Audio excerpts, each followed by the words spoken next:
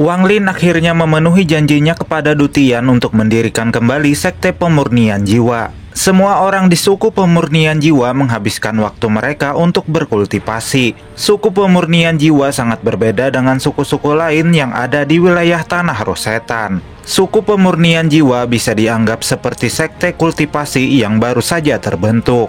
Di samping itu, Wang Lin terus memperhatikan keadaan Sisan. Selama 1 tahun ini, pemuda tersebut terus berusaha mengumpulkan energi iblis di dalam tubuhnya, meskipun meridiannya telah hancur.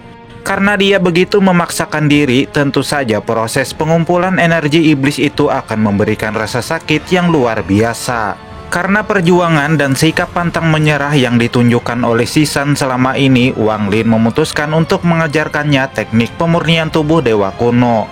Wajah Sisan menunjukkan ekspresi kebahagiaan ketika mendapatkan kesempatan luar biasa yang diberikan Wang Lin. Tentu saja Wang Lin harus memperingatkan Sisan bahwa metode pemurnian tubuh dewa kuno sangatlah berbahaya dan menyakitkan. Namun pemuda tersebut tetap tidak menyerah dengan keputusannya. Setelah merenung sejenak, Wang Lin memberikan sebuah geok yang berisi teknik pemurnian tubuh dewa kuno kepada Sisan. Sisan tampak begitu bahagia setelah memeriksa isi geok itu. Dia segera bersujud beberapa kali kepada Wang Lin sebelum pergi. Setelah pemuda itu pergi, Wang Lin hanya bisa menghela napas. Sebenarnya geok yang diberikannya kepada Sisan bukanlah teknik pemurnian tubuh dewa kuno, melainkan teknik pemurnian tubuh milik klan setan raksasa. Jika pemuda itu dapat menyelesaikan metode pemurnian tubuh klan setan raksasa, barulah Wang Lin akan mengajarkan tahap pertama teknik pemurnian tubuh dewa kuno kepadanya.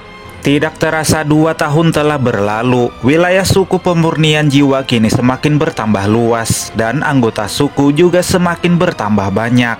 Selama 2 tahun ini Wang Lin telah menghadapi beberapa lawan yang cukup kuat. Namun kendati demikian, kita semua tahu bahwa Wang Lin adalah MC-nya. Jadi seberapa kuat dan seberapa sakti pun suku-suku lain tentu saja dapat dikalahkan dengan begitu es. Dengan perkembangan suku pemurnian jiwa selama ini, Wang Lin yakin bahwa rencananya untuk membangun kekuatan di Tanah Rosetan telah berjalan lancar. Meskipun telah terjadi beberapa masalah dengan 3 suku besar, bahkan Ouyang Hua ingin terus menyerang 3 suku besar itu, tetapi Wang Lin menghentikannya.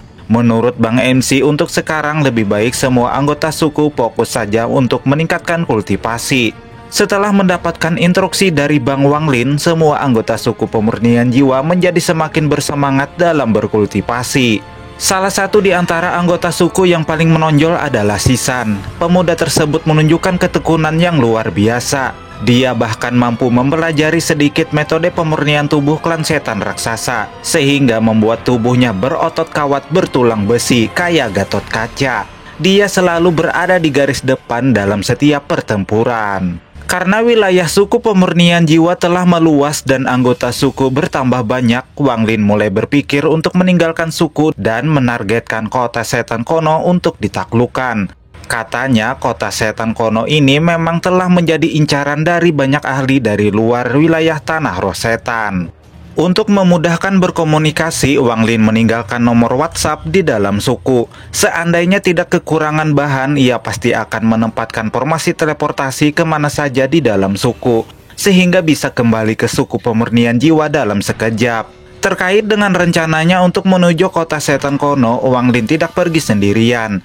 Namun dia akan membawa 2 pemuda suku sebagai asistennya, yaitu Sisan dan seorang pemuda bernama Wu Pao. Wu Pao adalah ahli nomor 1 di sebuah suku kecil yang ditangkap oleh Ouyang Hua sebelum dipaksa meminum air penghilang ingatan.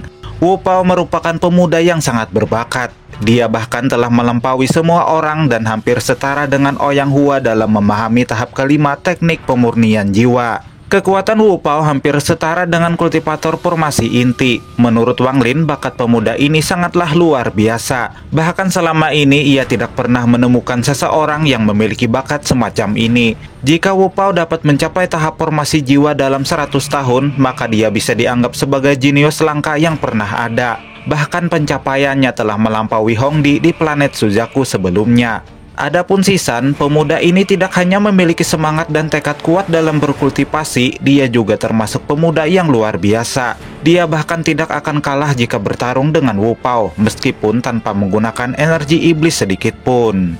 Singkat cerita, waktu kepergian Wang Lin menuju kota setan kuno akhirnya tiba. Wang Lin segera mengeluarkan ojek nyamuk dari kantong penyimpanannya. Kekuatan nyamuk ini telah mencapai tahap akhir formasi jiwa. Di dalam ingatan Dewa Kuno Toshi, katanya nyamuk ini hidupnya berkelompok dan dipimpin oleh Raja Nyamuk. Raja Nyamuk sangatlah kuat, bahkan ditakuti oleh Dewa Kuno. Jadi dalam perjalanan menuju kota setan kuno, ojek nyamuk adalah kendaraan yang cocok untuk dipakai. Selain irit bahan bakar, ojek nyamuk 125R juga sangat gesit, lincah, dan super cepat. Suara raungan dari knalpot ojek nyamuk 2 silinder tersebut mengagetkan semua orang. Bahkan wajah Sisan dan Wu Pao langsung berubah menjadi pucat. Wang Lin segera melompat ke atas punggung si nyamuk. Ia juga menyuruh Sisan dan Wu Pao untuk naik. Awalnya kedua pemuda itu sedikit ragu, namun mereka tetap melompat ke atas punggung si nyamuk sebelum Wang Lin memerintahkan ojek nyamuk menarik gasnya. Semua warga desa segera berlutut mengantarkan kepergian Wang Lin yang sudah mereka anggap sebagai leluhur di suku mereka. Ketika dalam perjalanan yang super cepat itu, Sisan dan Wu Pao tampak panik karena ojek nyamuk tidak memiliki sabuk pengaman. Apalagi ketika keduanya menatap ke arah bawah. Tempat yang mereka lewati hanyalah hutan dan lembah. Jika jatuh ke bawah, pasti OTW mokat, pikir keduanya. Selama perjalanan ini, Wang Lin terus memperhatikan semua tempat yang ia lewati. Ia tidak menyangka bahwa terdapat banyak suku-suku di wilayah Tanah Rosetan. Ia berpikir jika suatu hari nanti suku pemurnian jiwa dapat menyatukan seluruh suku yang ada di wilayah Tanah Rosetan, maka mereka akan memiliki kekuatan yang dapat mengejutkan 9 negara kultivasi yang ada. Tidak terasa seminggu telah berlalu. Saat ini kelompok Wang Lin telah sampai di sebuah tempat yang berada kurang lebih 50 km dari kota setan kuno. Ini menurut perkiraan saja sih. Meskipun telah melalui perjalanan yang cukup panjang, namun penampilan mereka bertiga tetap cool dan ganteng.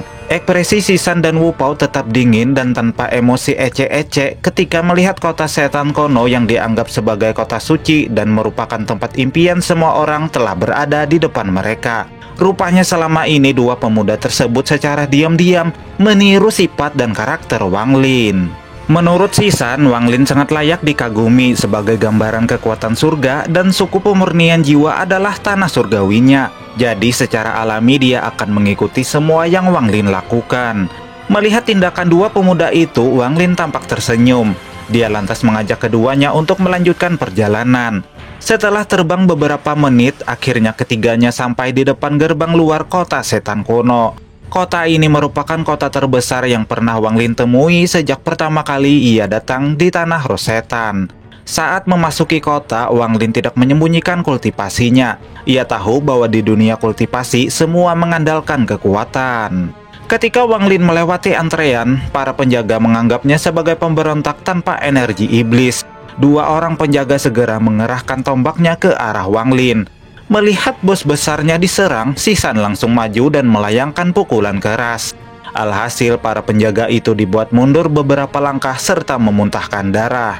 Melihat tindakan yang Sisan lakukan, Wang Lin malah mengomel karena kesalahan dalam pukulannya, sehingga pukulan yang dilepaskan jadi kurang kekuatannya. Wu Pao yang ada di samping hanya melongo ketika melihatnya. Sikap guru dan murid ini tidak jauh berbeda, pikirnya. Kejadian barusan tampak telah memancing penjaga dari dalam kota untuk keluar dan mengepung trio Wang Lin. Ekspresi Bang Wang Lin tetap tenang, aura kegantengannya semakin terlihat ketika dia menyuruh kedua muridnya untuk memperhatikan.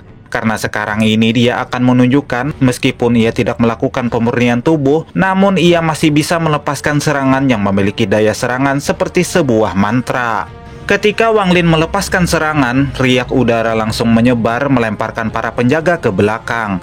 Lalu tiba-tiba muncul seorang gadis cantik menghentikan Wang Lin. Dia adalah Yao Sisu, putri dari leluhur sekte iblis. Ketika gadis itu datang, semua penjaga kota segera berlutut kepadanya. Yao Sisu menatap tajam ke depan dan dengan dingin berkata, "Wang Lin, aku tidak menyangka kita akan bertemu lagi." Alamak! Wang Lin cukup terkejut karena bisa-bisanya gadis yang ada di depannya saat ini memanggil namanya. Tampaknya namanya sudah cukup terkenal di planet Tianyun. Apalagi gadis ini adalah seseorang yang pertama kali ia lihat ketika berada di gerbang laut tersetan sebelumnya. Tapi kok gadis ini tahu namanya? Wang Lin sedikit penasaran dibuatnya. Karena sebelumnya ayahnya memerintahkannya untuk memperhatikan Wang Lin, jadi Yao Shisu merasa bahwa saat ini lebih baik untuk tidak berkonflik dengan Wang Lin. Menurutnya kedatangan kelompok Wang Lin ke kota setan Konoha adalah untuk mendapatkan jabatan. Akhirnya gadis cantik tersebut memutuskan untuk mengajak Wang Lin memasuki kota dan bertemu dengan Jenderal Sayap Kiri yang bisa memberinya posisi di dalam kota. Sementara Shisan dan Wu Pao, Wang Lin memerintahkan keduanya untuk tetap berada di luar. Bagaimanapun juga dirinya masih belum mengetahui apakah gadis cantik ini memiliki niat tertentu atau tidak. Wang Lin mengikuti Yao Shisu masuk ke dalam formasi teleportasi dan tiba di sebuah istana megah. Baru saja Yao Shisu ingin melaporkan kedatangannya bersama Wang Lin, sebuah tawa terdengar bersamaan dengan kemunculan seseorang dari dalam istana. Dia menyapa Wang Lin dan tersenyum. Wang Lin dapat merasakan meskipun orang ini tampak begitu ramah, tetapi dari tubuhnya memancarkan aura yang sangat kuat. Aura semacam ini hanya bisa dilepaskan oleh seorang kultivator tahap ascendan. Karena sebelumnya Wang Lin menyerang para penjaga, alhasil Jenderal Sayap Kiri itu tanpa banyak cincau langsung mengujinya dengan sebuah pukulan kuat. Wang Lin memblokir serangan kuat itu dengan teknik jari kematian, sehingga menciptakan ledakan dan menyebarkan aura kematian ke segala arah. Kekuatan Wang Lin membuat Jenderal Sayap Kiri begitu terkesan. Menurutnya, Wang Lin sangat layak untuk menjadi tetua di bawahnya. Namun Wang Lin menolaknya, karena posisi yang diberikan berada di kota dalam. Jenderal Sayap Kiri begitu terkejut karena Wang Lin telah memahami perbedaan posisi antara di kota dalam dan di kota luar. Wang Lin tampak tersenyum. Menurutnya jenderal ini tidak tahu saja kalau semua informasi itu ia dapatkan dari ingatan Lo Yun yang ia habisi sebelumnya. Sang jenderal mengatakan bahwa jari kematian milik Wang Lin masih belum cukup kuat untuk mengantarkannya mendapatkan posisi di kota luar. Namun ekspresi Wang Lin tetap tenang. Dia meminta Jenderal Sayap Kiri untuk meneruskan pengujiannya. Sang jenderal begitu kagum atas keberanian yang Wang Lin miliki. Ia lantas berkata, "Jika kau bisa menahan 10 tinju keruntuhan milikku, maka aku akan langsung memberikan jabatan komandan utama kepadamu." Tatapan Wang Lin menjadi lebih serius. Ia mengerti bahwa kali ini dirinya akan menghadapi ujian berat dari Jenderal Sayap Kiri, yang mana teknik yang dilepaskan oleh sang jenderal dapat menyebabkan retakan ruang dan setiap pukulan kekuatannya semakin kuat. Pukulan ke-10 adalah yang terkuat dan yang paling menakutkan. Pada pukulan tinju pertama sampai ketiga, Wang Lin dapat menghadapinya dengan mudah. Selanjutnya pada pukulan tinju keempat, Wang Lin harus lebih berhati-hati. Karena pukulan keempat ini 1000 kali lipat lebih kuat dari pukulan sebelumnya. Sehingga membuat langit tampak berubah warna serta istana langsung bergoncang. Wang Lin menyadari bahwa dirinya tidak akan mungkin bisa menahan serangan keempat ini dengan kekuatannya sendiri. Namun dia juga tidak mungkin menggunakan teknik jari gerbang kematian yang merupakan kartu as miliknya. Apalagi di tanah Rosetan adalah tempat yang berbahaya. Jadi dia tidak boleh menunjukkan seluruh teknik yang ia miliki. Karena tidak ada pilihan lain, Wang Lin melepaskan teknik pembantaian surgawi dan menciptakan sebuah segel pelindung di depannya. Namun tampaknya pelindung itu tetap tidak akan bisa menahan hantaman pukulan keempat milik Jenderal Sayap Kiri. Namun tepat ketika pukulan keempat itu datang menghantamnya, Wang Lin menyadari bahwa terdapat kekuatan tersembunyi di dalam serangan tersebut, yaitu sebuah keyakinan. Hal ini membuatnya teringat dengan Joyi ketika kultivator tahap ascendan itu membakar jiwa asalnya. Jadi di setiap tinju yang dilepaskan oleh Jenderal Sayap Kiri mengandung mantra keyakinan. Kekuatan keyakinan itu akan meningkat setiap kali penggunanya memenangkan sebuah pertarungan. Wang Lin tidak bisa membayangkan ada berapa orang yang telah mati atau dikalahkan oleh teknik 10 tinju keruntuhan tersebut. Menyadari dirinya telah dilemahkan oleh mantra keyakinan, Wang Lin segera mengingat kembali niat jalan kultivasi dan penderitaan yang pernah ia alami. Dengan penuh keyakinan ia kembali melepaskan jari kematian.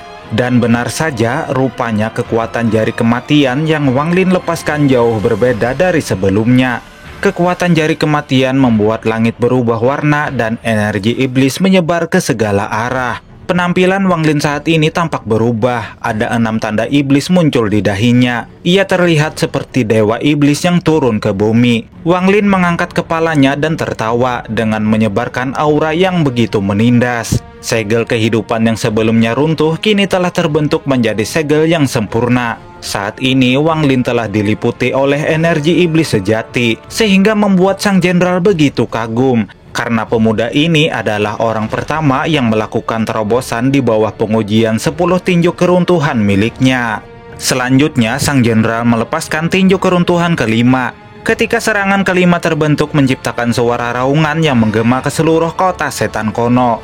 Sementara Wang Lin, dia dengan tenang menghadapi serangan itu menggunakan kekuatan penuh dari jari kematian untuk yang pertama kalinya. Energi spiritual iblis berubah menjadi api iblis sebelum menghantam tinju keruntuhan kelima. Selanjutnya, dengan penuh keyakinan, Wang Lin berhasil memblokir tinju keruntuhan ke-6, ke-7, dan ke-8. Sehingga membuat sang jenderal menganggap bahwa Wang Lin adalah orang pertama yang menarik perhatiannya selama ribuan tahun. Namun ketika tinju keruntuhan ke-9 dan ke-10 muncul, Wang Lin tampak ragu. Jika dirinya terus menggunakan teknik transformasi iblis, apakah dirinya akan berubah menjadi iblis?